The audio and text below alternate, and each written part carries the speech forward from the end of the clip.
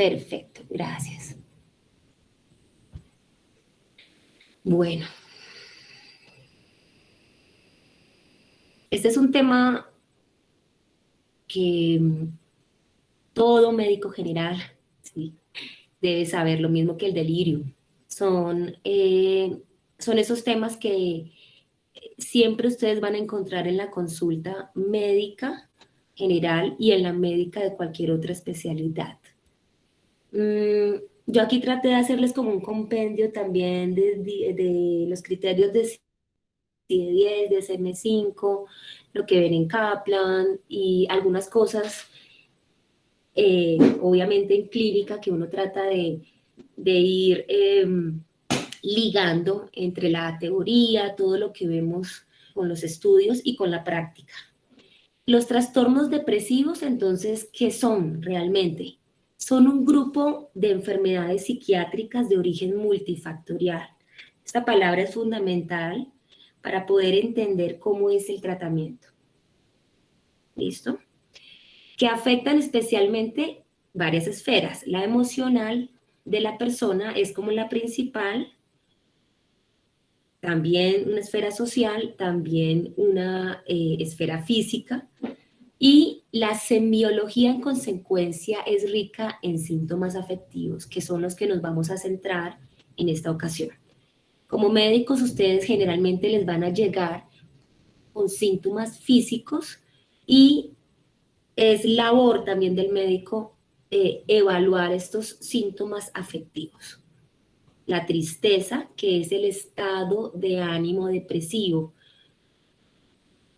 la mayor parte del tiempo durante la mayoría de los días de la semana. La anedonia, el llanto fácil o incontrolable, la labilidad afectiva, esto es importantísimo porque podemos encontrar episodios depresivos dentro de un espectro bipolar y por eso se puede dar esta labilidad afectiva.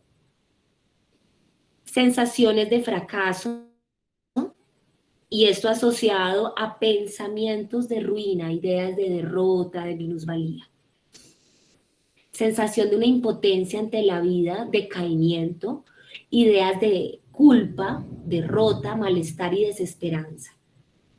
La desesperanza, cuando la vemos, y de hecho hay muchas escalas para evaluar desesperanza, nos va encaminando hacia una estructuración de pensamiento suicida en la mayoría de pacientes depresivos. Puede presentarse también disforia, hipersensibilidad, sobre todo cuando esta persona con depresión tiene además síntomas de ansiedad asociados a la depresión. Nostalgia, remordimiento, tanto por lo que se hizo como por lo que se dejó de hacer. Esto también es bien importante evaluarlo.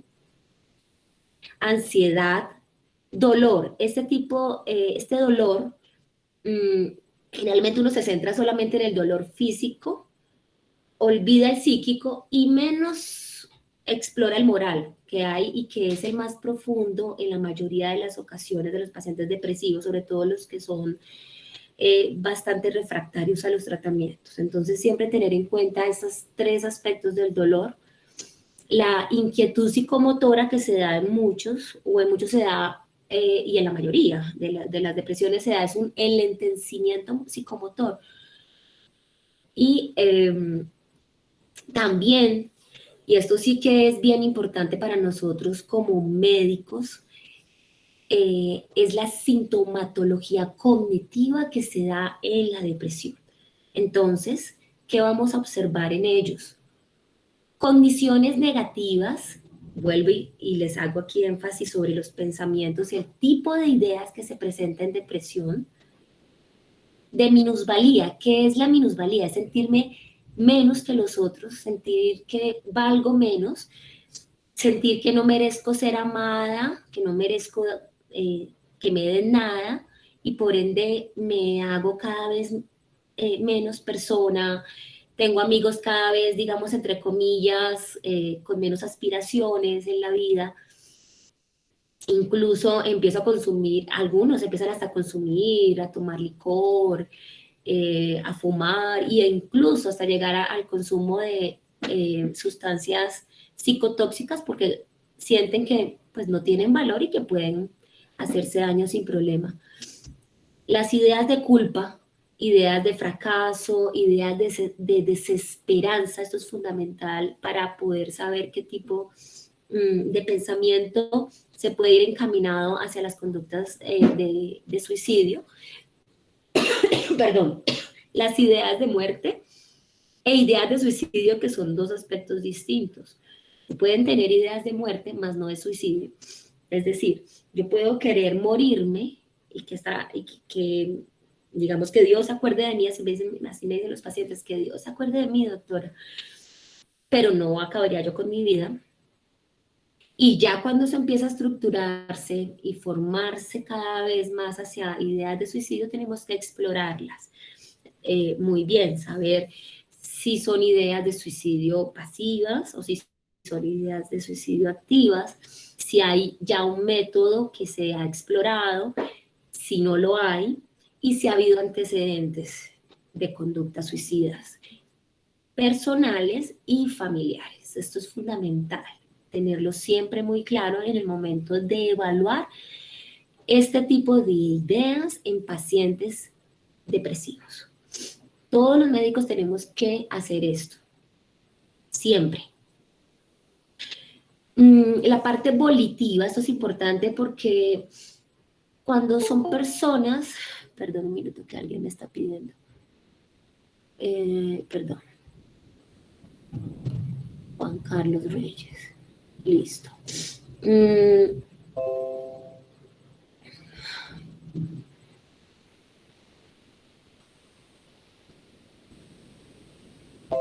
¿Logran ver? Perdón, ¿sí logran ver las diapositivas? Perfecto, gracias. Esta parte volitiva es importantísima, les estaba diciendo que hay que evaluarla, ¿sí? ¿Por qué? Porque esta parte volitiva es la que generalmente las personas dejan de tener en cuenta y no la, es decir, la minusvaloran. Muchas personas tildan a los depresivos como perezosos, precisamente por esta parte volitiva, porque ellos pierden la motivación, se vuelven hipobúlicos y muchos hacen una bulia franca. Les cuesta mucho hasta bañarse incluso, llegan hasta un punto en el cual hay que hacerles sí, casi que todo. Y cuando son personas con rasgos, sobre todo obsesivos de la personalidad, esto es durísimo, aceptar que tengo depresión y aceptar que en realidad no tengo motivación. Y aceptar esto es demasiado difícil porque nadie quiere ser carga de nadie y nadie quiere ser alguien que de cierta forma sea visto como perezoso. Entonces, esto es importante que ustedes también lo tengan muy claro, que se presenten este tipo de pacientes. El grado varía de acuerdo al tipo de trastorno depresivo, ya vamos a hablar de eso con los que hay hasta ahora, según CIE-10, según DSM-5 y según muchos autores, pero lo importante es que ustedes sepan estas características cuando le lleguen los pacientes. ¿Alguien más está pidiendo? Claro, sí, lo vamos a dejar entrar. Laura Daniela. Bueno, entonces.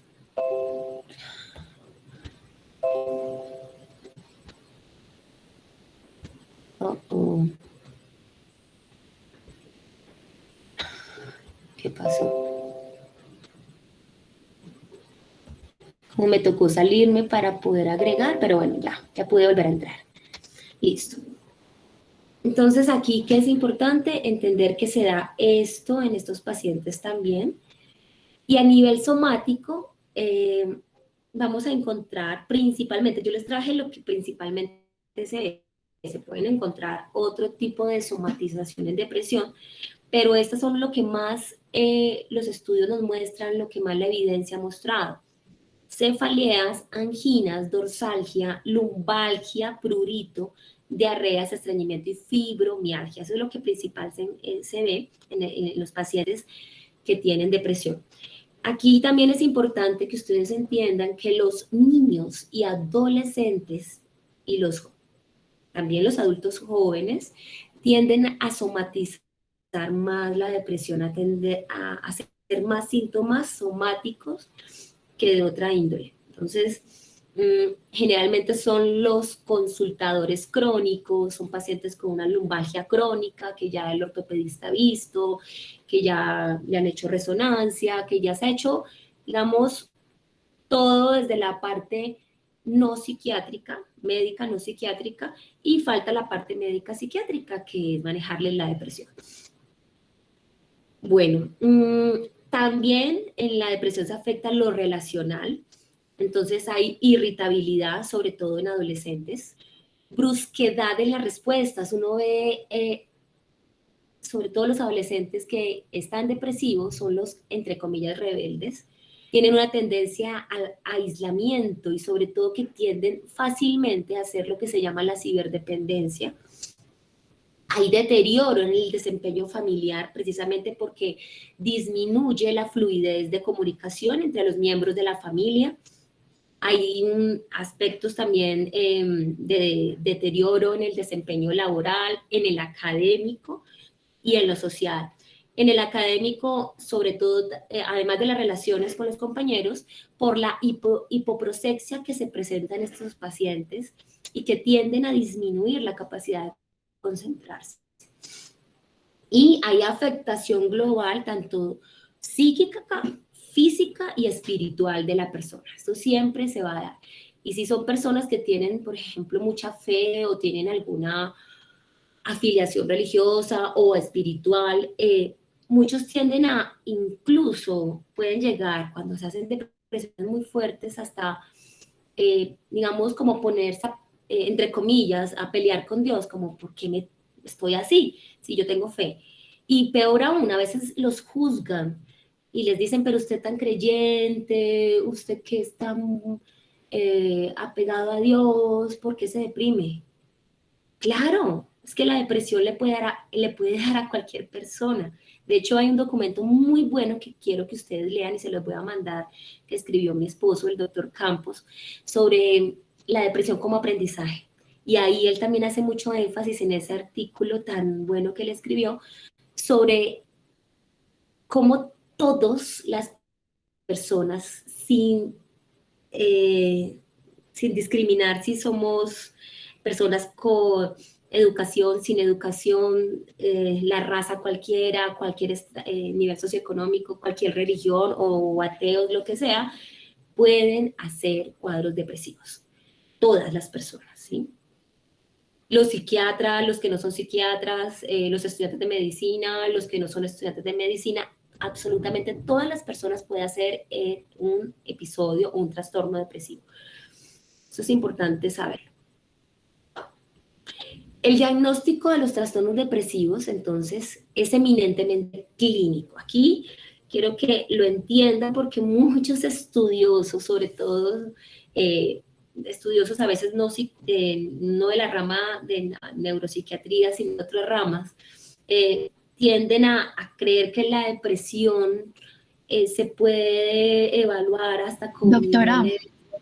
¿Sí, qué pena, de señora? pronto usted podría poner la presentación en modo presentación, o sea, para que sea más grande, por favor. Ah, ya, perfecto. ¿Así? Gracias. Exacto, gracias. Bueno, con gusto. El diagnóstico de los trastornos depresivos es eminentemente clínico. ¿Listo? Esto es importante siempre saberlo y por eso es que ustedes, como médicos generales o médicos que vayan a ser de alguna especialidad no psiquiatra, eh, o si van a ser psiquiatras también, obvio, deben saber muy bien.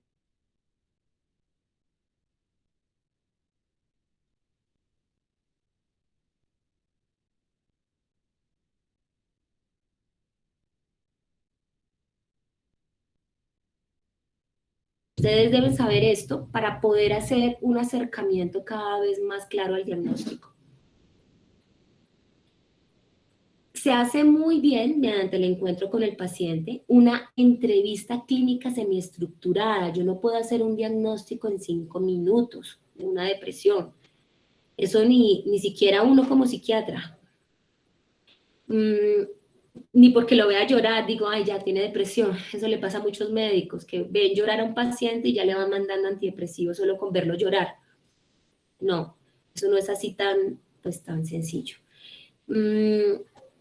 Hay unos signos, hay unos síntomas específicos, ¿sí? Como los que ya hemos mencionado, y por lo tanto hay que evidenciarlo muy bien o ser muy coherentes de la anamnesis, de la evaluación del examen mental para poderlo hacer con el diagnóstico. O sea, debe haber como una coherencia. El paciente, entonces, vamos a empezar con esta síntesis que logré hacer y que también tomé de un texto muy bueno del doctor Campos, tomé de los criterios del CIE-10, del DSM-5, o sea, como para que ustedes vayan teniendo más claridad. Obviamente, ustedes van a profundizar y me imagino que ya estudiaron antes muy bien. El trastorno depresivo mayor con episodio único leve. Eso tiene hasta 2 apellidos, este tipo de trastorno, ¿sí?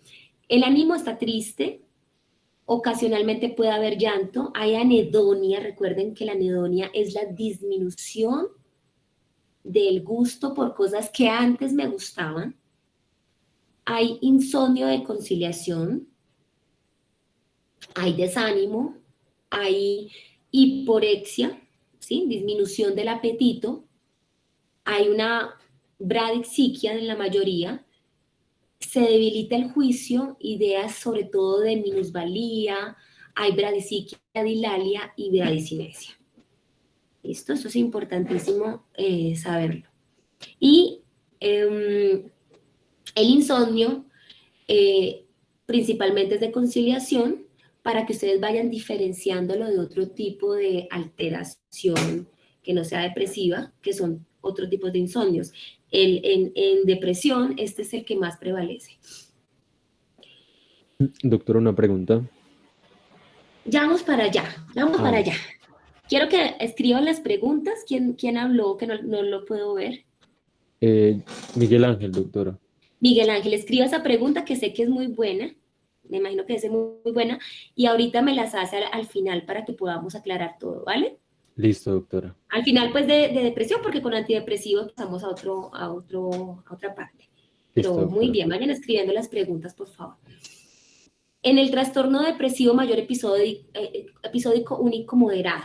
Aquí se los pongo así tal cual para que ustedes logren como ir identificando cada uno. Pero lo importante es que ustedes, pues sí, sepan muy bien estos síntomas y vayan viendo cómo va aumentando de intensidad. Se encuentra tristeza como una emoción predominante. A veces puede haber ansiedad y también puede haber irritabilidad en jóvenes, sobre todo en adolescentes. Las ganas de llorar sí son más frecuentes en estos pacientes por la intensidad, sensación de vacío, cosa que no la presenta el anterior. Hay anedonia, insomnio y sueño fragmentado, pero también de conciliación es lo principal. La hipobulia, la hipodinamia, la hipersensibilidad, la irritabilidad, todo eso también se da y la falta de energía. Fallas en la atención también, igual que en el otro, problemas para concentrarse, deterioro en el juicio, en la toma de decisiones, que ya se ve mucho más clara en esto y no en el anterior, dificultad para razonar correctamente, ideas de inutilidad, de minusvalía y de muerte pasivas. En estas sí se presentan ya ideas de muerte pasivas, cosa que no se presenta en el anterior. Nos vamos ya cada vez como aumentando, ¿sí? Vamos aumentando en intensidad. Hay un trastorno depresivo mayor, episódico, único, grave, sin síntomas psicóticos. ¿Listo? ¿Qué hay en este tipo de pacientes? Hay una desesperada. De hecho, en ellos a veces se confunde el estado de ánimo depresivo con la ansiedad tan desbordante, porque se juntan y es bastante grande la intensidad. Hay un llanto que es casi que permanente, y sensación de sentirse peor después de haber llorado, que es distinto de pronto a la leve, que ellos dicen, no, me siento mejor cuando lloro, no, en ellos, en estos pacientes con episodio único grave, pero sin síntomas psicóticos, desean no llorar más porque se agota y sin embargo siguen llorando. Hay anedonia. También hay sensación de vacío como el anterior, fracaso existencial, insomnio muy similar al anterior, pero el insomnio, además de conciliación, puede haber de reconciliación, el insomnio de reconciliación en que consiste en que además de despertar, de no poder quedarme dormida en esos primeros 15 minutos, si logro dormir y me despierto, luego no puedo volverme a quedar dormido. Y sueño fragmentado, además, como el anterior. Hay abulia, adinia, franca disforia, cansancio, anergia, falta de apetito, fallas gruesas en la atención, ya es mucho más acentuada esta hipoprosexia en estos pacientes. De hecho, tienen ya problemas de memoria, pueden tener problemas en la funcionalidad. El juicio sí está totalmente, bueno, no, totalmente no, porque todavía no hay psicosis, pero sí severamente comprometido por el estado afectivo, el raciocinio alterado, la toma de decisiones está deteriorada por la misma hipoprosexia que tiene el paciente. Las ideas de inutilidad son bien predominantes en estos pacientes, las de culpa, las de muerte ya son más activas que la anterior, y sobre todo que en estos pacientes sí se pueden presentar con bastante frecuencia ideas suicidas de estructuración muy variable, algunas con método y algunas sin método. Hay bradicinesia y hay acinesia incluso. De hecho, estos pacientes, en la mayoría de los casos, por no decir en todos, que nos llegan a nosotros, desafortunadamente nos llegan ya así, avanzados, con episodios únicos graves. Toca hospitalizarlos y hay que siempre hacerle un manejo muy conservador debido al riesgo suicida que tienen estos pacientes. Ya evidentemente vamos con lo mismo anterior, pero ya con síntomas psicóticos. ¿Sí? ¿Qué pasa con este trastorno? El trastorno depresivo mayor, episodio único grave con síntomas psicóticos. Si aparece, ustedes lo revisen en CIE-10 y revisen en DSM-5 y van a encontrar, no así como muchos se los pongo, pero sí van a encontrar cómo entender esa intensidad, cómo se van aumentando y por qué es tan importante que cuando haya un episodio único leve, ya sea, y lo empiecen a manejar y no esperar a que esto lleguemos hasta una psicosis. ¿Qué pasa en estos pacientes? ¿Sí? Se da como el episodio único grave anterior, todos esos síntomas.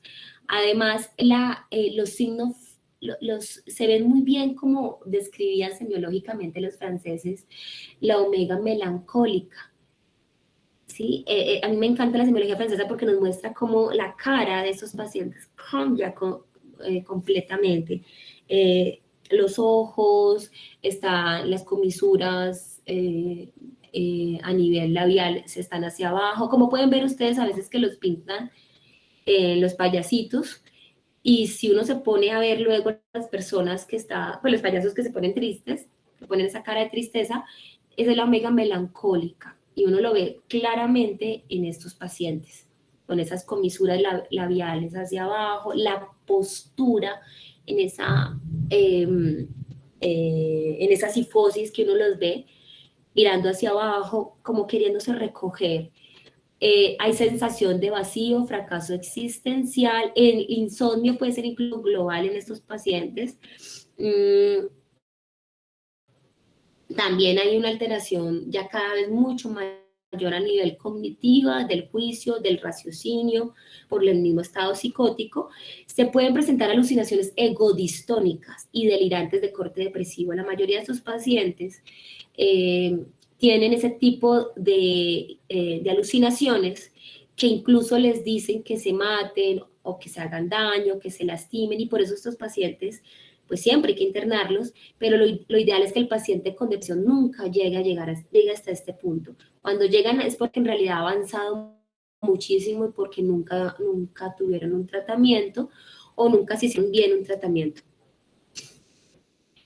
Bueno, ahora vamos a otro tipo de trastornos, ya no únicos, sino cuando se dan el trastorno depresivo mayor recurrente, que con un episodio actual leve. En este tipo de trastornos hay que saber que los vamos a encontrar ya después del único, sino cuando se dan por lo menos 2 o más episodios depresivos en el año.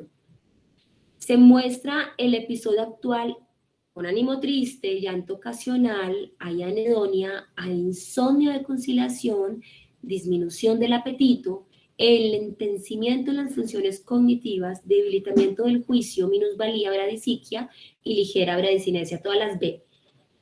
¿Sí? Hay bradisiquia, hay bradilalia y hay ligera bradicinesia en estos pacientes, pero mire que aquí todavía, es decir, cuando nos llegan esos pacientes, si actuamos a tiempo, podemos evitar que se nos vaya a desencadenar cada vez en algo más grave. Vuelvo y seguimos con esta, me encanta mostrarles esta bola de nieve cuando no se hace el tratamiento adecuado y es como el trastorno depresivo mayor recurrente con episodio actual moderado. Entonces, ya sabemos que el paciente tiene un trastorno depresivo mayor recurrente y por eso es importante cuando nos llega un paciente con trastorno depresivo mayor recurrente, saber cómo le fue en los episodios actuales, qué tratamiento hubo, y por eso la historia clínica debe ser muy bien hecha. ¿Qué medicamento tomó? ¿Por cuánto tiempo? ¿Qué dosis? Si hizo o no psicoterapia, qué tipo de psicoterapia tuvo anteriormente, por cuánto tiempo, qué resultados consiguió, etcétera. Todo eso hay que dejarlo muy bien registrado para saber luego qué hacer en este episodio actual. Esto es bien importante. Esto es igual que con las infecciones urinarias. Yo quiero hacer esta analogía para que como médicos entendamos esto. Si a mí me llega una infección urinaria y no me doy cuenta que ha tenido infecciones urinarias a repetición o anteriores, pues voy a hacer un mal manejo de antibióticos porque no sé a qué es resistente, no sé cómo le fue con los antibióticos, y es exactamente igual con la depresión. Entonces tenemos que hacer muy buena historia en este trastorno mayor recurrente y entender ahorita el episodio actual que es moderado. ¿Qué pasa cuando lo decimos que es moderado?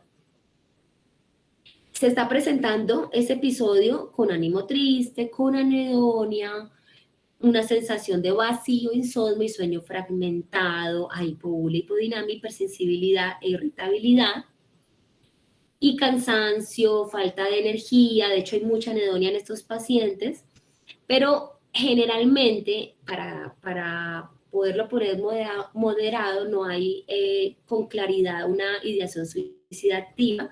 Sin embargo, muchos dicen que la tienen en forma pasiva, y generalmente hay algunos psiquiatras que se arriesgan y muchos pues no hospitalizan a esos pacientes, otros sí. Yo generalmente soy bastante conservadora en esos aspectos y tratamos de siempre cuidar al paciente pues, lo que más pueda uno como médico, y los hospitalizamos para protegerlo precisamente de esas ideas de suicidio que puedan tener esos pacientes, pero no es muy frecuente que las tengan. Ya en el episodio depresivo mayor recurrente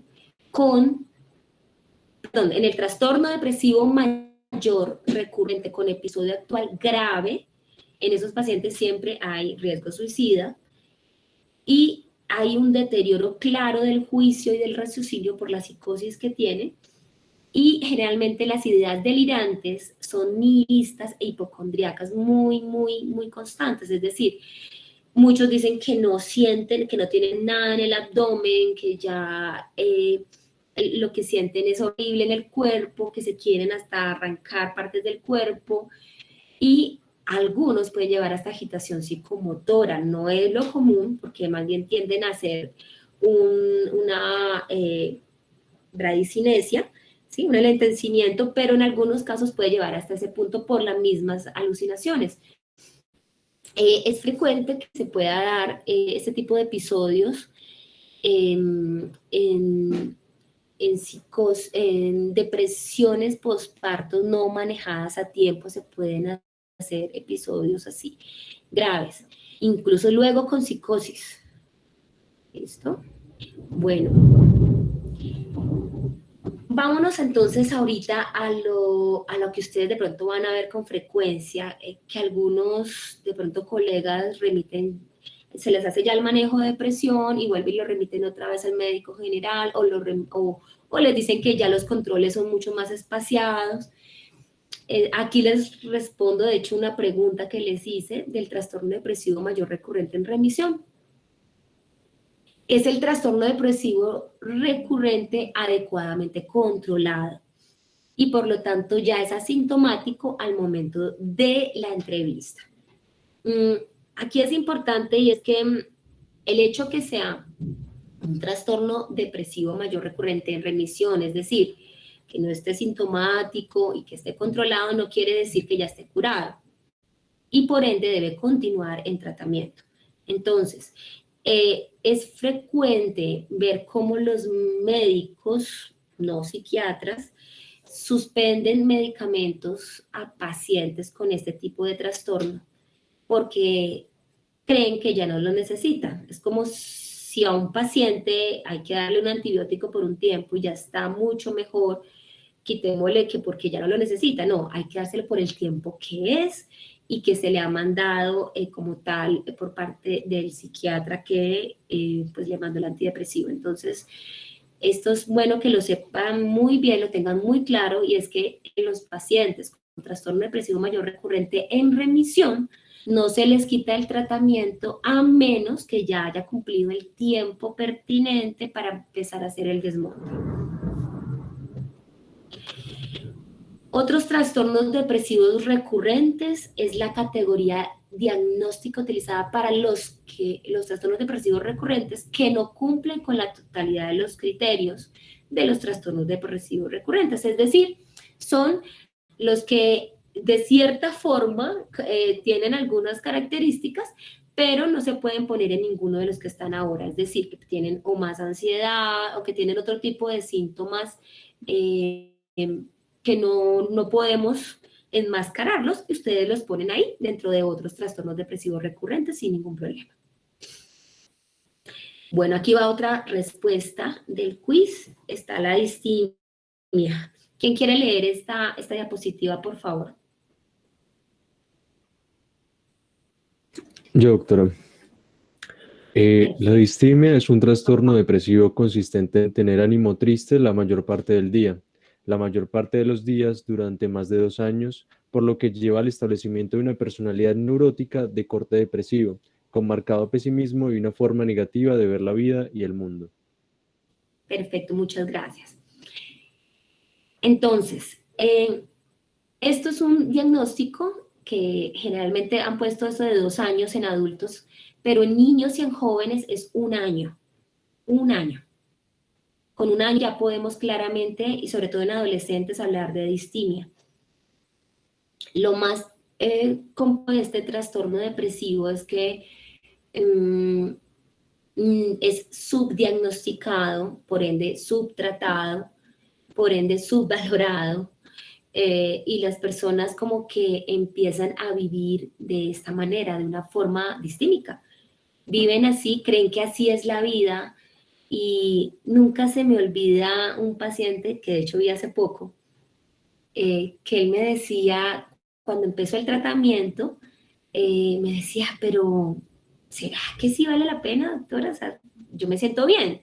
Me decía, sí, pues yo soy así.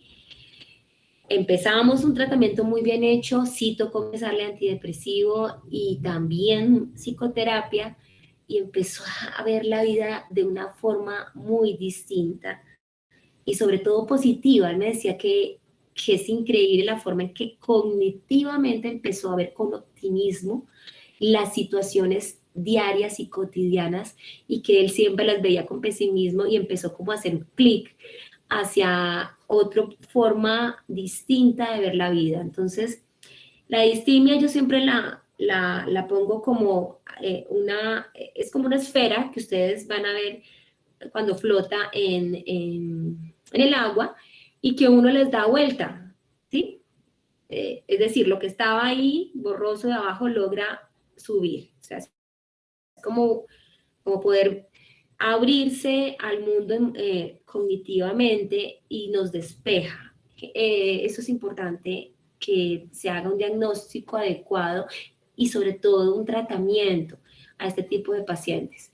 En la mayoría no hay riesgo suicida, no tienen ni siquiera ideas de suicidio, no. Ellos ven la vida así, que no hay problema de esa forma, pero yo lo que creo, ya ese es un concepto mío, clínico, es que sí tienen riesgo suicida de una forma pasiva, porque sus vidas la van aminando y van haciendo que de cierta forma vayan muriendo lentamente. Entonces, sí hay que ponerle mucho cuidado a ese trastorno que aparentemente de los más leves. Yo pensaría que es de los que más cuidado hay que ponerle como médico cuando nos llegue y realmente empezar a diagnosticarlo y empezar a tratarlo y que sea un manejo bien hecho.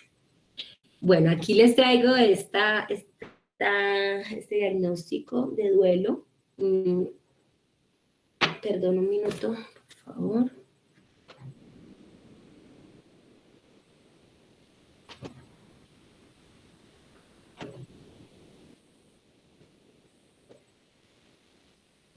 Me estaba escribiendo la doctora que le tocó irse, no hay problema.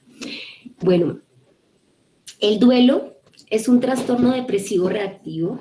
Yo ya les hablé de esto muy bien a profundidad. Y es secundario a una pérdida, vuelve y les hago es que es por algo que haya tenido un vínculo emocional, es de algo que haya sido muy importante y por ende esa pérdida produce este tipo de dolor. Hay una reacción de ajuste a estas fases que se deben dar y ya se habla de un duelo patológico, que yo vuelvo y les hago aquí énfasis en esto, es cuando la intensidad, la duración y la presentación clínica son desmedidas. ¿Qué quiere decir que sean desmedidas? Hay tres aspectos importantes. Uno, que no tiene por qué presentarse por ningún motivo, ni ideas ni conductas suicidas, ni autolesivas. En un duelo normal no tiene por qué presentarse. Pues ahí ya nos está hablando de algo patológico. Dos, la intensidad no tiene por qué aumentar, sino que antes al contrario, con el tiempo tiene que disminuir, ¿sí? Entonces, cuando aumenta, también nos estamos hablando de un duelo patológico. Y tres, la duración. La duración es el tiempo más o menos esperado en que ya se debe estar resolviendo el duelo. Como les digo, según CIE-10 nos habla de 6 meses hasta un año, pero esto varía dependiendo del tipo de muerte y del tipo de muerte y de la persona o de la relación que había con el objeto que se perdió. Entonces, lo que más de pronto en los estudios han mostrado es de 2 años, ¿sí? Es de máximo 2 años, sobre todo cuando son hijos o cónyuges. Bueno, el trastorno adaptativo de tipo depresivo, también les hablé de esto en la clase anterior, es un trastorno depresivo por un estrés significativamente intenso, prolongado. Aparece en los primeros 3 meses de exposición, con ese malestar subjetivo, el deterioro clínico, alteración pues tanto en la esfera personal, conyugal, familiar, académica, social, y remite o mejora cuando ese estrés que desencadenó, ese factor estresante, se retira o se aleja o se acaba en el momento en el cual se presentó. Entonces, el trastorno adaptativo de tipo depresivo lo vamos a identificar precisamente por el factor estresante. O sea, a partir de que, no sé, yo me cambié de casa, empecé a sentirme así y ya llevo, después de estos meses, dentro de estos meses que yo me cambié de casa, estoy triste por mi nueva vivienda y ahí o una de dos, o nos toca pintar esa vivienda o incluso puede llegar a que nos toque cambiarnos de vivienda para que ese trastorno adaptativo mejore.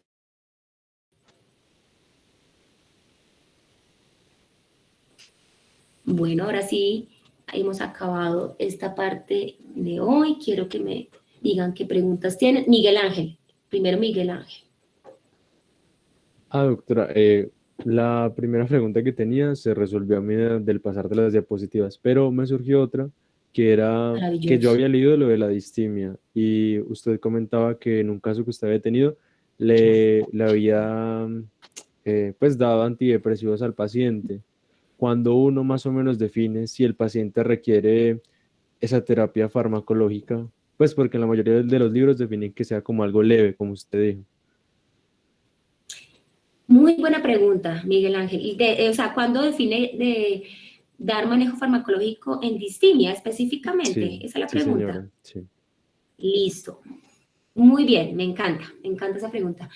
Bueno,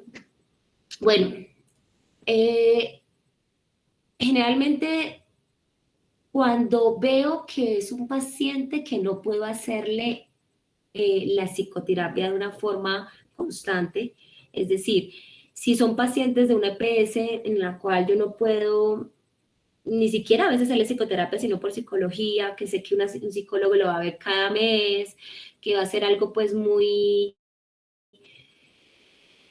digamos, poco adecuado a nivel de psicoterapia, yo prefiero empezarles ahí sí medicamentos como para brindarles algún apoyo, ¿sí?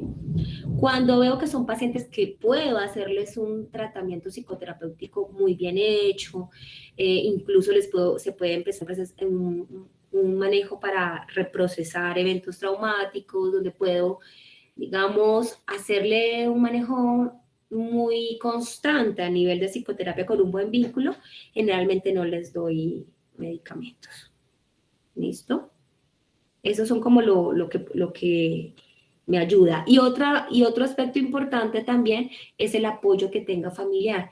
A veces, desafortunadamente, cuando no hay apoyo familiar, cuando se está tan solo, cuando no hay como más, a veces nos toca recurrir en estos pacientes con distimia a un apoyo farmacológico para que al menos nos sostenga un poco en ese proceso. Pero la mayoría de las veces cuando yo puedo tenerles o puedo garantizar un proceso de psicoterapia bien hecho, pues no, los pacientes con distimia no necesitan medicamentos. ¿Listo? ¿Qué Listo, otra muchas. pregunta? Por mi parte, no Con más, todo doctora. gusto, Miguel Ángel. Gracias. Con gusto. Yo, doctora, una pregunta. Listo, En el Laura. Te caso, por escucho. ejemplo, de los trastornos depresivos mayores, ¿cómo sería, por ejemplo, en caso de que un paciente no tenga buena red de apoyo o pues esta sea muy deficiente o pues que no tenga?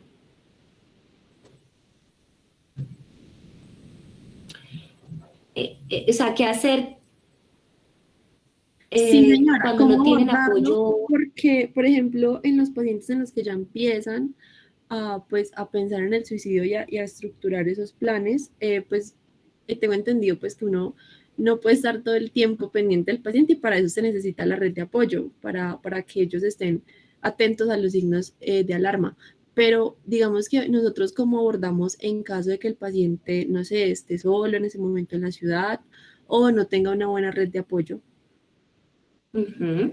Usted como médica, me estaba hablando como médica, ¿cierto? Como ya viendo Eh, el paciente como médica sí, o doctora. como familiar. No, como médica, ¿yo qué puedo hacer como para brindarle al paciente o tratar de brindarle un espacio seguro? Ok, eso, muy bien, Laura, Daniela. ¿Qué podemos hacer? De hecho, uno de los Me gusta esa pregunta, muy bien.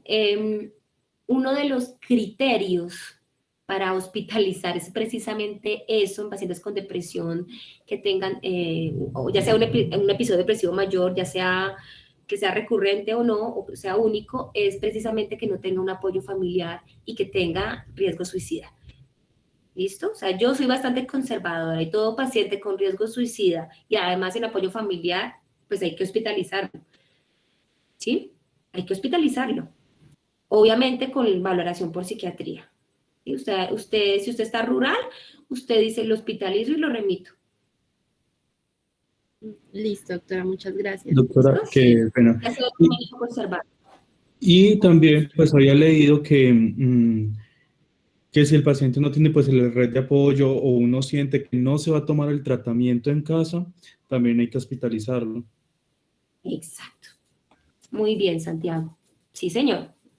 Sí, uno como médico, lo que uno siempre, pues como es de la función de nosotros, es siempre proteger, cuidar al paciente.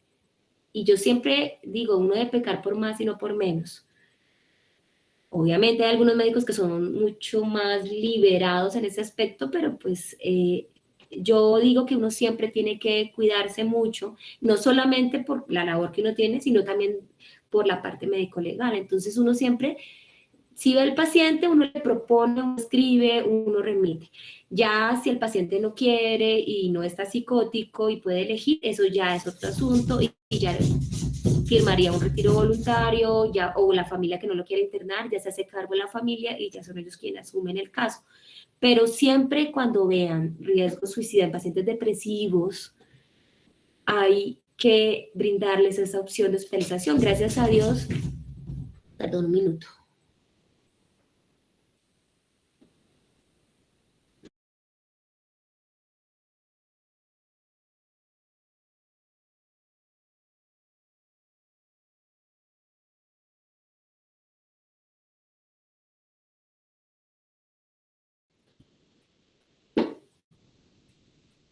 Gracias. Gracias a Dios ya hay buenos estados, no sé, buenas clínicas, ya ha mejorado mucho las instituciones, ya no era como antes, ¿no? Ya cada vez están más adecuadas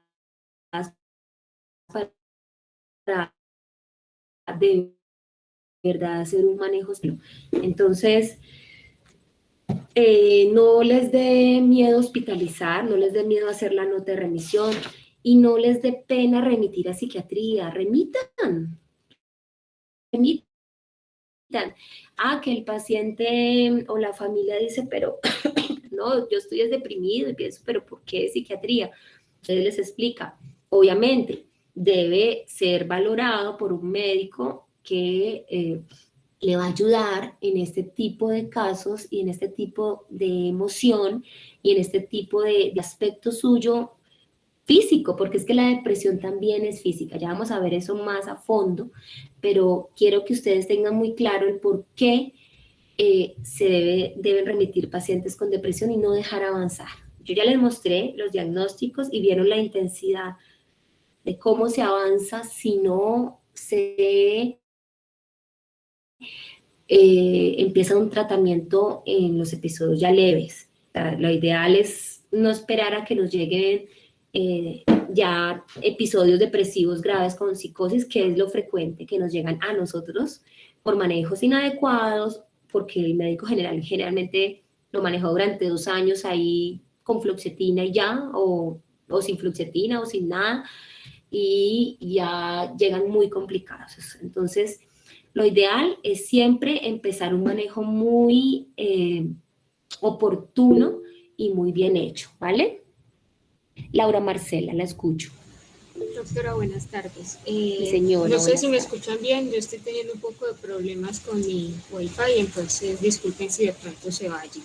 La escucho perfectamente.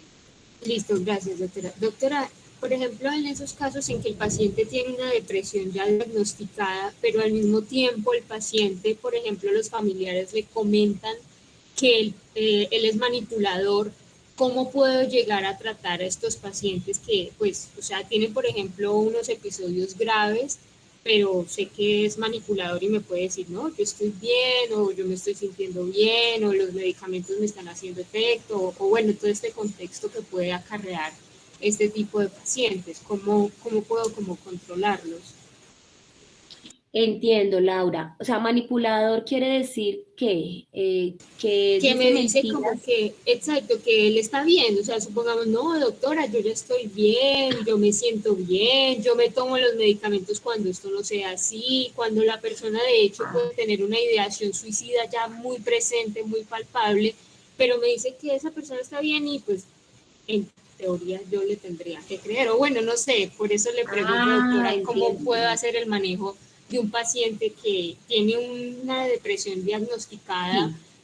Y es así, manipulador. Bueno, primero, Laura, muy bien, buena pregunta, me encanta. Primero hay que saber hasta qué punto la familia también nos dice la verdad o no, ¿sí? O sea, muchas veces las familias dicen en algunas sintomatología del paciente y puede ser verdad o no. Entonces, nos toca hacer una valoración muy completa y ojalá siempre pedir ayuda de trabajo social, Laura. Siempre pedir ayuda de trabajo social para hacer lo que se llama una evaluación clara de la red familiar de apoyo del paciente. Uno. Dos, usted puede aplicar escalas de depresión, ¿sí? Y también puede aplicar las escalas, ¿sí? La SAD Person de suicidio, se llama así SAD Person. Y con eso usted deja en claridad en la historia que usted evaluó muy bien esa parte, pone la versión de la familia y remite a trabajo social. Entonces, esas son cosas que uno tiene que hacer cuando uno duda de la veracidad de la información que le está dando el paciente, Laura. Listo, doctora, muchas gracias. Con gusto. ¿Y alguien más levantó la manita? ¿Quién más? No alcanzó a ver. Yo, ¿Alguien más? Bien. Yo también. Ah, bueno. Sara, dale. Sí, señor.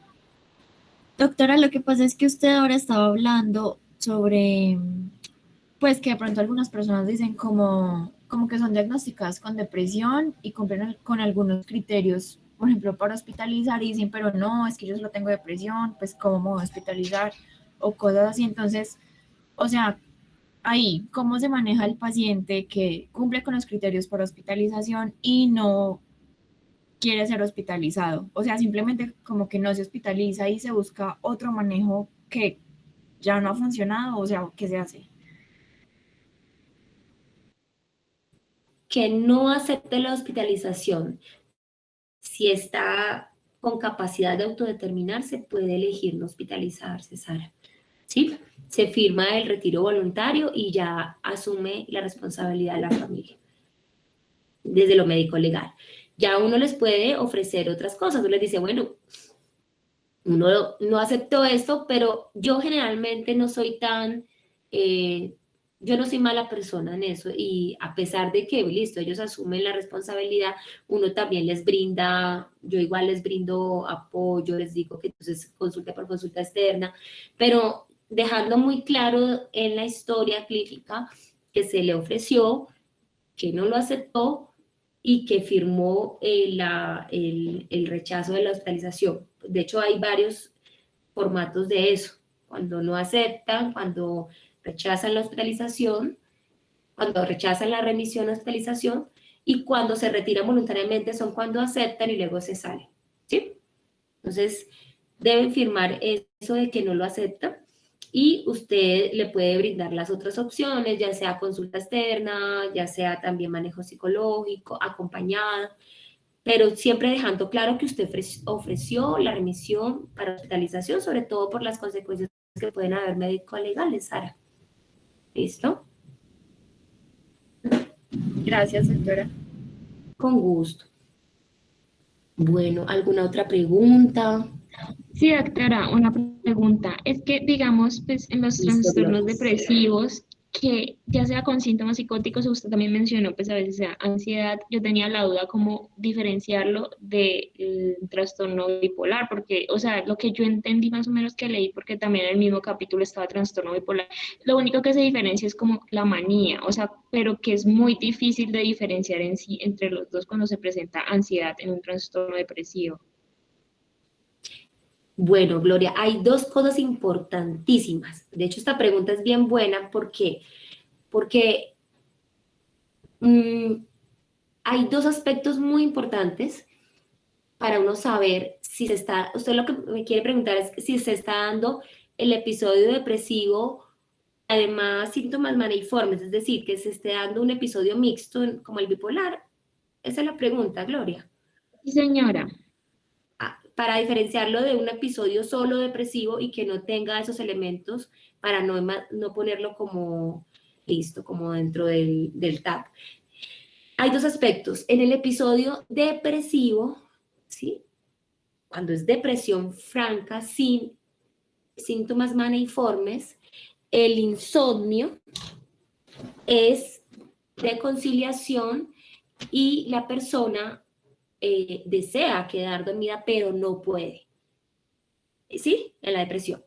Cuando se da en un espectro bipolar, ya sea TAP 1, TAP 2 o lo que sea, en cualquiera de esos, el insomnio es distinto. La persona no quiere dormir porque cree que no lo necesita. Eso es un aspecto bien importante para diferenciar si se está dando dentro de un espectro bipolar o no. ¿Sí? El tipo de insomnio. Sí queda claro eso, Gloria. Y dos, el antecedente. Entonces, ¿qué antecedentes de los episodios anteriores cómo fueron? Si todos fueron de depresión, lo más probable es que también sea solo depresión única. Si han habido pues, episodios maníacos o no anteriormente, estamos pensando en que este puede también estar claramente dentro de un TAP. Vamos a evaluar también los antecedentes familiares y si hay o no la habilidad emocional también nos ayuda. Estos son como las características principales. Siempre, ¿cómo diferenciar la ansiedad de los síntomas maniformes? Pues es que los síntomas maniformes no son ansiedad, son muy distintos. ¿Qué es lo que hay? La persona puede haber o manía o hipomanía, el insomnio que la acabo de decir que pierde la necesidad de sueño, no hay necesidad de sueño y por eso es que hacen y hacen incluso en la noche y puede haber también hipersexualidad en los pacientes, cosa muy distinta que en la depresión sea todo lo contrario, sea la hiposexualidad. ¿Listo, Gloria? Sí, doctora, muchas gracias. Con todo gusto. Bueno, ¿alguna otra pregunta para pasar ya a depresivos? O un comentario también puede ser.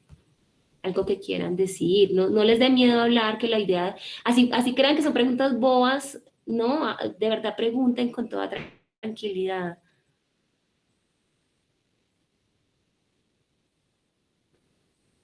Porque uno a veces se guarda las preguntas y es peor. Bueno.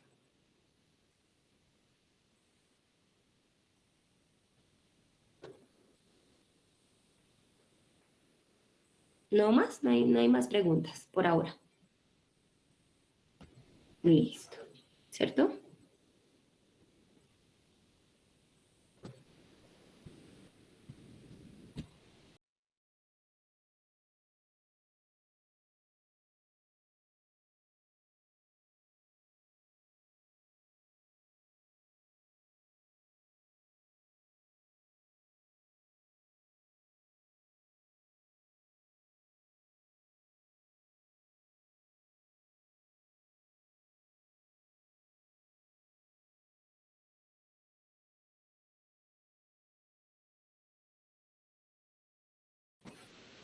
¿Alcanzan a ver? Perdón.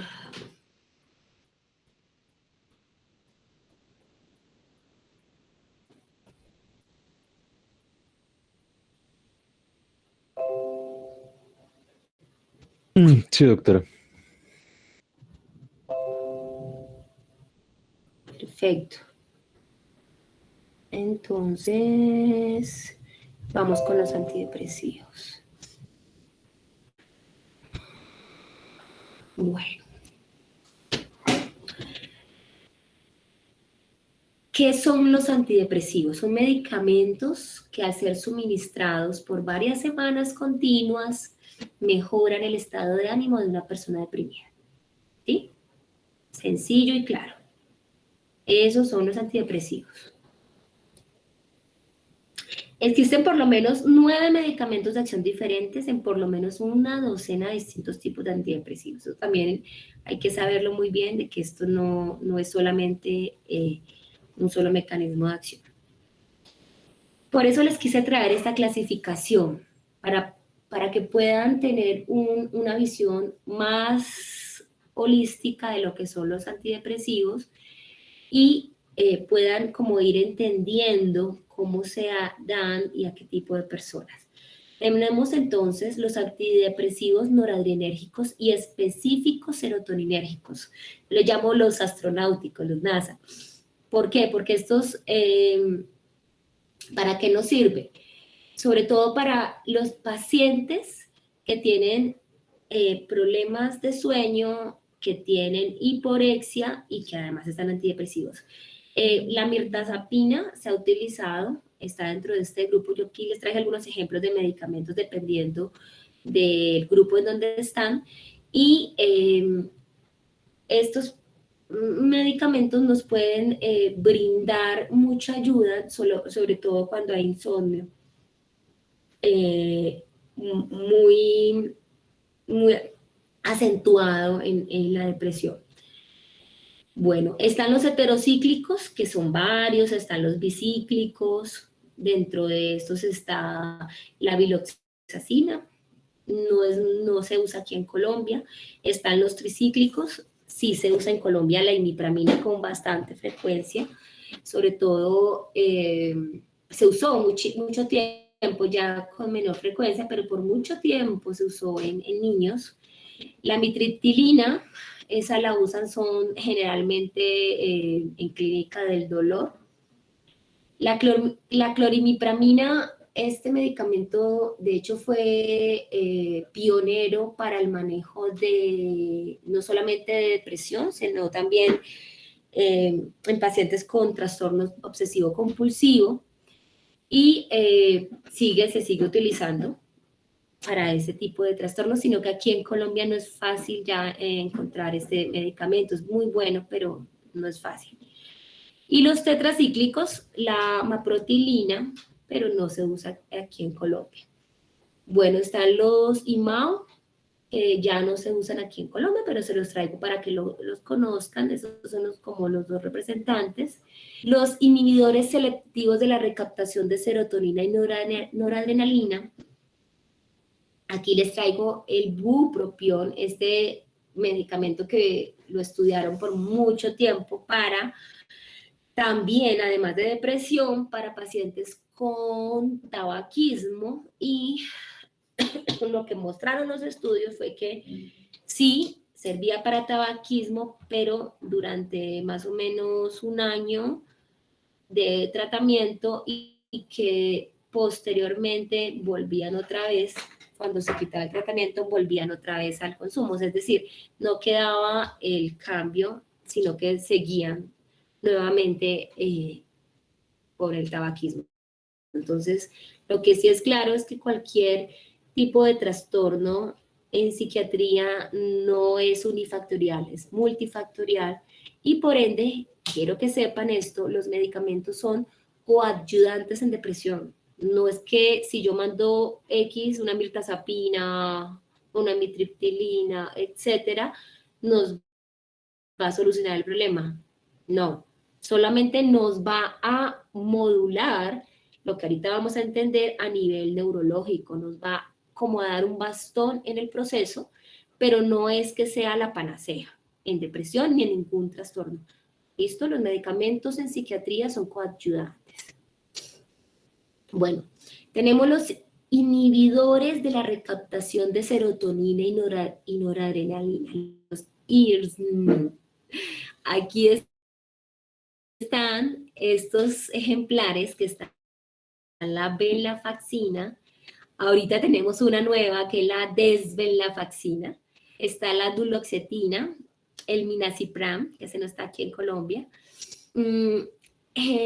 A los pacientes que tienen sobre todo dolor crónico y depresión, les ha ido muy bien con duloxetina, pero no es algo que todavía esté muy avalado por la evidencia, pero algunos estudios han mostrado que sí. Y la venlafaxina en pacientes que además de depresión tengan trastorno de estrés postraumático. Inhibidores de la recaptación o antagonistas de serotonina, los SARI. Aquí tenemos estos dos ejemplares, la nafazodona, les traje aquí para que la conozcan, y la trazodona, o trazodone también se dice. Es utilizada generalmente por sus cualidades también como hipnótica y no como antidepresiva hoy en día, porque como antidepresivo pues habría que usar dosis muy altas y aumentan la posibilidad de efectos colaterales. Bueno, tenemos los inhibidores reversibles de la monoaminoxidasa, los inhibidores selectivos de la recaptación de noradrenalina, los inhibidores selectivos de la recaptación de serotonina, que son los más utilizados por médicos en general. Los ISRS, ¿sí? Está la fluoxetina, famosísima, vienen cápsulas de 20 miligramos solamente, también vienen tabletas, pero yo siempre prefiero usar cápsulas porque mejora la biodisponibilidad a nivel gástrico. También está en jarabe. Tenemos la sertralina, que viene en tabletas de 50 miligramos y de 100. También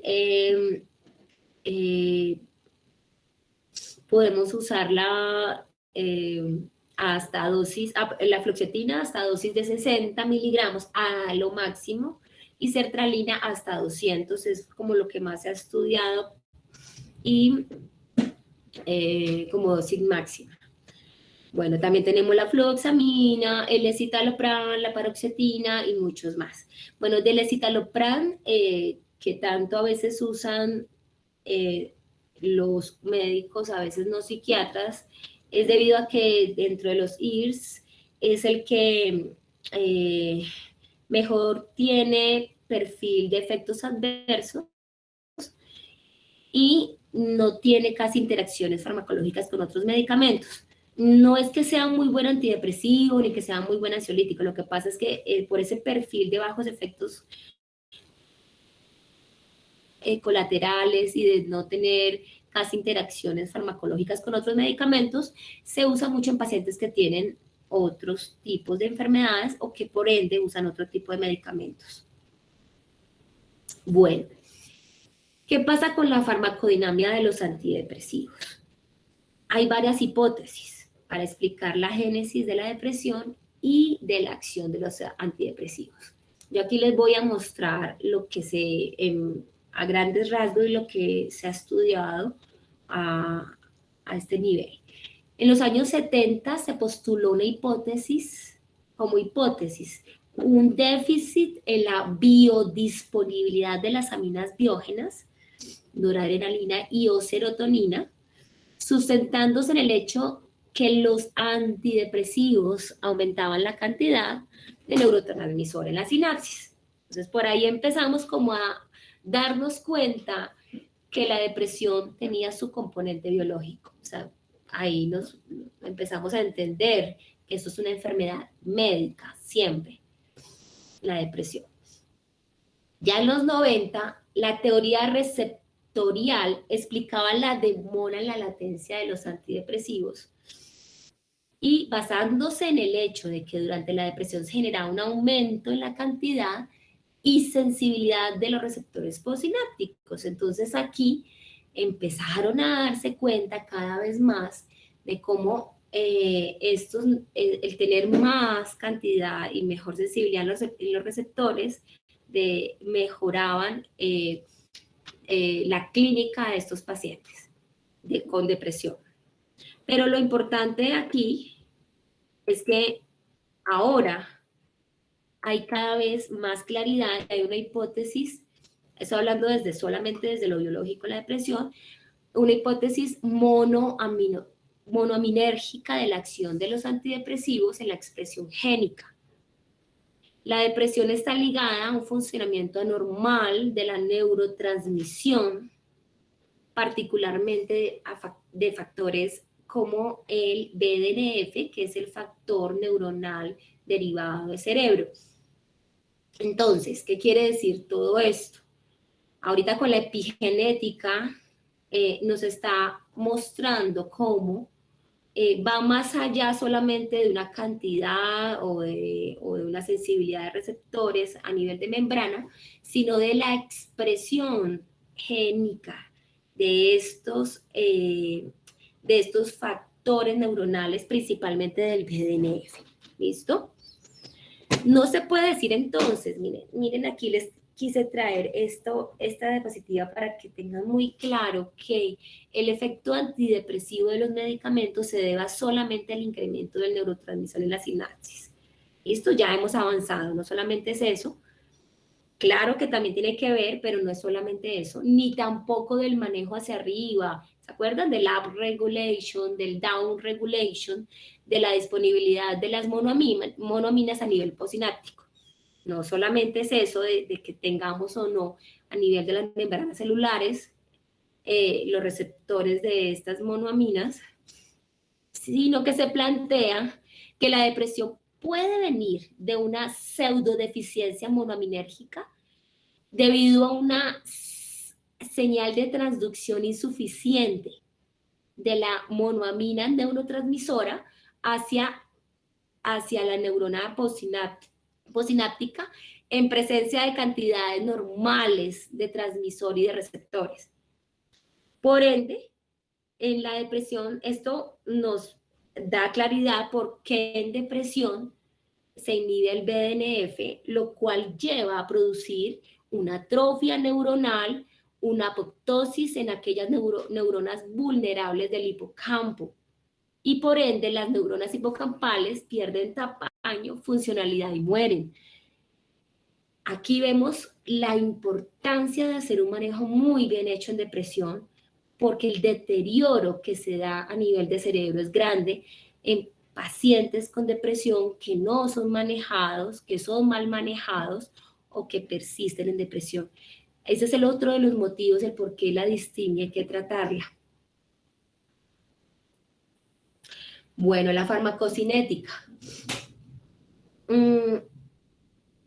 Con esto hay muchas aplicaciones, de hecho ustedes la pueden bajar en el celular con la citocromo P450, colocan el antidepresivo, lo meten y miran con cuáles medicamentos puede o no. ¿Listo? Y gracias a este conocimiento de la citocromo P450, sus enzimas, en mi época tocaba con un librito, entonces uno mantenía con el librito chiquitico con cuáles uno podía o no mezclar, ¿listo? Y la relación con los distintos medicamentos que puede tomar en simultáneo. Por ejemplo, la fluoxamina no puede con la teofilina porque nos aumenta los niveles tóxicos de teofilina en muchos pacientes, ¿sí? Pero ustedes, sabiendo muy bien con qué medicamentos está el paciente, ustedes sencillamente lo ponen y ponen el antidepresivo que está. Muchas personas, pues por eso muchos médicos a veces mandan para iniciar un tratamiento con múltiples medicamentos, el escitalopram, porque es de los que menos interacciones farmacológicas tiene. Pero ustedes pueden hacer de una forma muy juiciosa cuando les llegue la consulta. En general, los antidepresivos están sometidos a procesos de desmetilación, de conjugación e hidroxilación para llevar a cabo su metabolismo hepático y posteriormente ser eliminados en heces o en orina. Esto también hay que saberlo muy bien. Les voy a hablar de algo importante y es de los tricíclicos. Es que los tricíclicos ejercen acciones sobre varios sistemas de neurotransmisores. De hecho, coloquialmente se dice que por lo menos se están dando 5 medicamentos diferentes con un solo tricíclico y por ende ya nosotros los psiquiatras es raro que alguno formule un tricíclico para depresión, pero se usaron por mucho tiempo antes de los ICRS. ¿Qué pasa con los tricíclicos? Sí, son potentes y son como pequeñas bombas, digamos, para acabar la depresión, pero los efectos colaterales son demasiado molestos para los pacientes. Entonces, eso ha sido que ya hoy en día no se dé como antidepresivos los tricíclicos. De hecho, es muy raro que algún psiquiatra lo mande como antidepresivo. Ya los antidepresivos ICRS, los inhibidores selectivos de la recaptación de serotonina, este es el mecanismo de acción, sencillito. ¿Qué es lo que hacen? Aumentan la biodisponibilidad de la serotonina en la sinapsis. Simple y llanamente eso es lo que hace. Claro que, como ya sabemos, no solamente pasa que aumente esa biodisponibilidad, sino que luego, posteriormente, va generando cambios a nivel, a nivel molecular y de la génesis de los factores neuronales, y por eso a largo plazo nos ayuda a que el BDNF se esté produciendo cada vez mejor y no disminuya, y por ende a nivel hipocampal va a mejorar. Pero lo que sí es claro, muy claro, y quiero que eso lo sepan muy bien, es que los antidepresivos actúan durante el tiempo que se dan para mejorar los síntomas depresivos, pero no producen realmente cambios en la neuroplasticidad cerebral de verdad que sí se producen con la psicoterapia. Por tal motivo, y quiero que eso lo tengan muy claro, los pacientes con depresión siempre deben recibir psicoterapia, además de la psicofarmacología o de la parte sinfarmacológica que esté recibiendo. Es decir, independientemente si recibe o no medicamentos, debe recibir psicoterapia.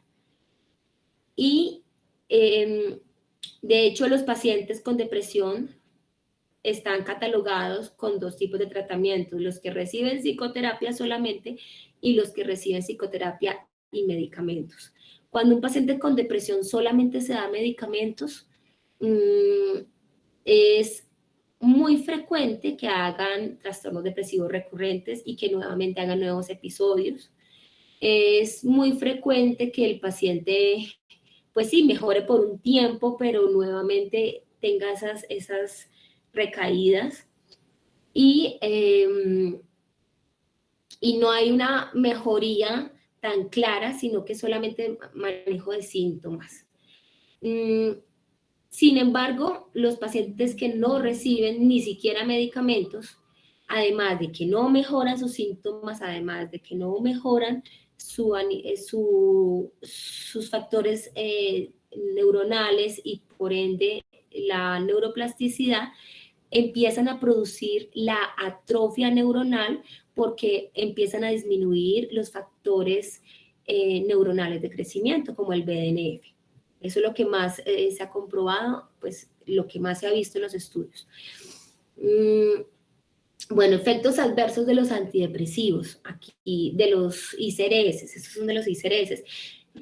Hay varios, hay múltiples, y ustedes van a ver en las cajitas incluso de algún antidepresivo que aparece hasta lo más raro del mundo, porque los laboratorios tienen que poner hasta, para evitar problemas legales, todos los posibles efectos adversos, hasta los que sean 0.001% lo tienen que poner.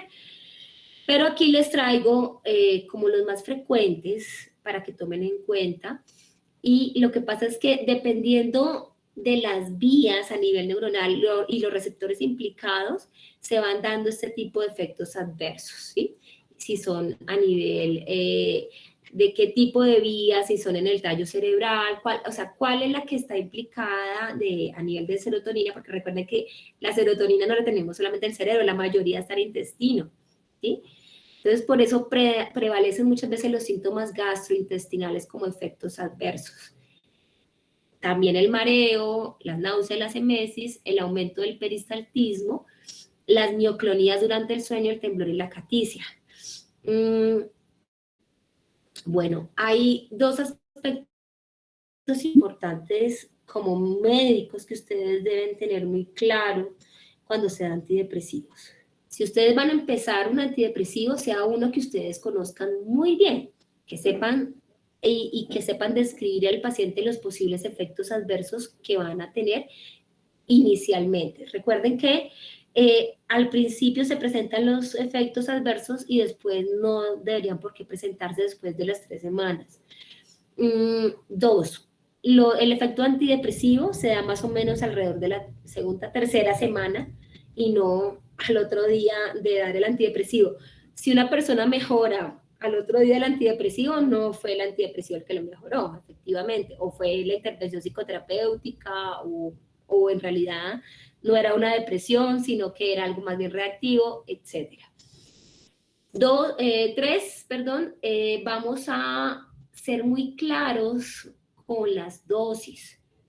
Muchas veces hay pacientes que necesitan, por ejemplo, si yo le estoy dando fluoxetina, llegar hasta 60 miligramos, y ustedes como médicos generales no se escandalicen cuando vean a alguien así. No le bajen la dosis que porque ya está bien, que porque ya mejoró, sin que lleve el tiempo que se haya indicado dependiendo de la patología. ¿Listo? Y lo otro es que cuando uno hace un cambio de antidepresivo, es que por lo menos se haya dado durante un tiempo indicado con la dosis que es. Por lo menos eso es lo que nosotros hacemos. Ustedes como médicos generales no se pongan a arriesgarse en eso, sencillamente toman, empiezan, uno que les indica, hacen la psicoeducación y deben remitir siempre a psiquiatría para continuar el tratamiento. Hay 3 aspectos importantes. En muchos casos es prudente iniciar el antidepresivo y remitir a psiquiatría, ¿sí? Eso es algo que debe tener en cuenta todo médico general en pacientes con depresión. No suspender medicación creyendo que ya está bien la persona. Eso es algo que siempre hay que tenerlo como regla con los pacientes que llegan con trastornos depresivos recurrentes en remisión. Y psicoeducar al paciente sobre la importancia, perdón que no sé qué pasó ahí, pero sobre la importancia de tomar los medicamentos y de hacer un manejo muy bien hecho de la depresión. ¿Por qué? Porque los pacientes tienden a minusvalorar generalmente la depresión, los síntomas y mucho más a minusvalorar el tratamiento. Entonces muchos creen que ya se sienten bien al mes y que ya pueden suspender y pues eso no es así. Eso no es cuando uno se le ocurra, sino cuando se dé el tiempo indicado que uno generalmente les da dependiendo del tipo de trastorno que tenga o de la comorbilidad que tenga. ¿Listo? Por lo menos debe tener 9 meses a 6 o más el ICRS, por lo menos, pero dependiendo, como les digo, del tipo de trastorno de la comorbilidad, uno les da el tiempo de tratamiento y siempre remitan, además del paciente de psiquiatría, remitan a los que empiezan psicoterapia. Hoy en día no es muy frecuente que los psiquiatras hagan psicoterapia, no. Pero sí los psicólogos si están en una EPS, entonces remitan tanto a psiquiatría como a psicología, remitan para que hagan un manejo conjunto. Y siempre tengan claro también evaluar toda la parte física y las enfermedades médicas que pueden desencadenar o exacerbar los síntomas depresivos. Por ejemplo, las enfermedades metabólicas, como el hipotiroidismo.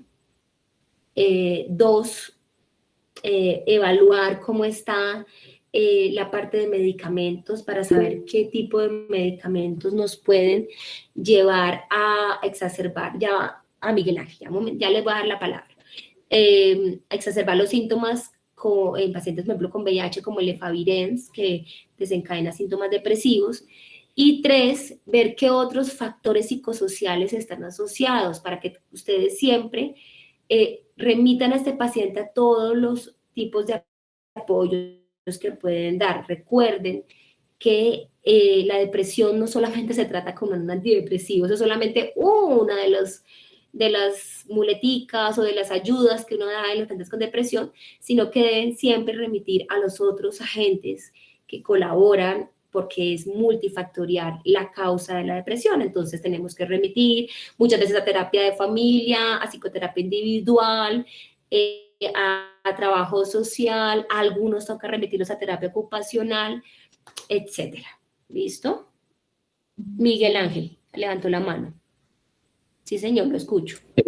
Doctora, por ejemplo, esas personas que, suponiendo que empiezan un hipotiroidismo, empiezan las manifestaciones clínicas sobre su estado mental y empiezan a tener síntomas de depresión, pero no cumplen todos los criterios y se les da la medicación con levotiroxina y aún así persisten estos síntomas depresivos, uno como podría iniciar el tratamiento antidepresivo. Claro que sí, Miguel Ángel. Hay que iniciarlo, ¿sí? Hay que iniciarlo. Así uno vea que el principal factor de esa depresión sea el hipotiroidismo, no importa, pues también se hace el manejo del hipotiroidismo, pero se tiene que hacer también el de la depresión. Listo, doctora, gracias. Sí, Miguel Ángel, con gusto. ¿Alguna otra pregunta o algún comentario? Nos queda todavía tiempito, nos quedan unos minuticos. Bueno, queda claro entonces. Digamos, Gloria, sí, pues, hay varios grupos de medicamentos, ¿cuál uno puede empezar? O sea, ¿cuál es el más común con el que uno empieza el tratamiento? Como médica general, ¿sí? Sí, señora. Bueno, generalmente los que tienen o sea, como más disponibles es la fluoxetina. Pero ¿qué pasa con la fluoxetina?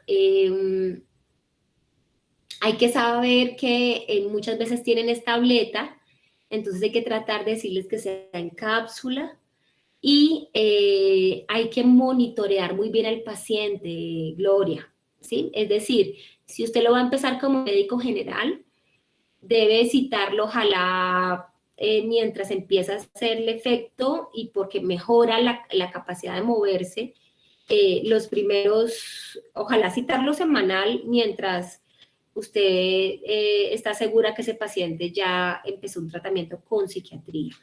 Pero sí, la fluoxetina es el que más tienen disponible y a la mano muchas veces en el rural o es como el que más tienen a la mano. Por eso les digo, los tricíclicos, aunque están disponibles, no son para usar, ni siquiera los psiquiatras los usamos como antidepresivo, entonces ustedes no se pongan a dar medicamentos tricíclicos en pacientes con depresión, porque además van a necesitar dosis muy altas, entonces no.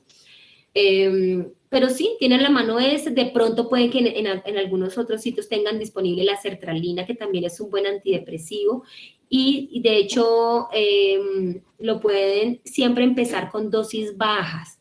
Cuando ustedes empiezan un antidepresivo, nunca lo empiecen con dosis altas porque empiezan a tener síntomas de efectos colaterales muy rápidos y el paciente no se adhiere al tratamiento. Nadie se adhiere si uno está con náuseas, con mucho mareo, pues ¿a quién va a querer estar así si además estoy deprimido? Entonces, empiezan con dosis bajas para que esos efectos no sean tan fuertes. Y dosis bajas es que, por ejemplo, a mí me gusta mucho, por ejemplo, empezar, listo, yo le empiezo la sertralina, media tabletica de 50 por unos 4 días al día y luego aumentamos a una.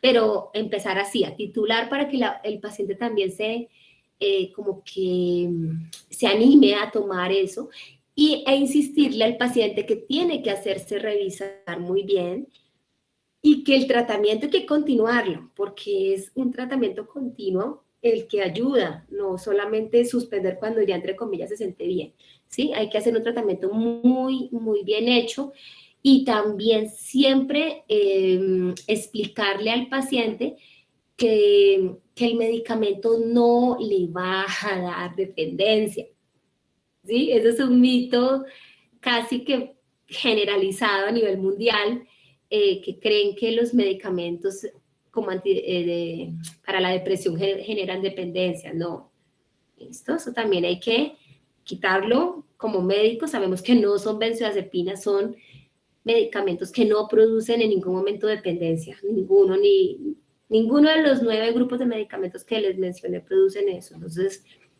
eso es algo que hay que quitarle al paciente esa idea, porque muchos no toman medicamentos es por ese miedo. Entonces hay que explicarle eso también.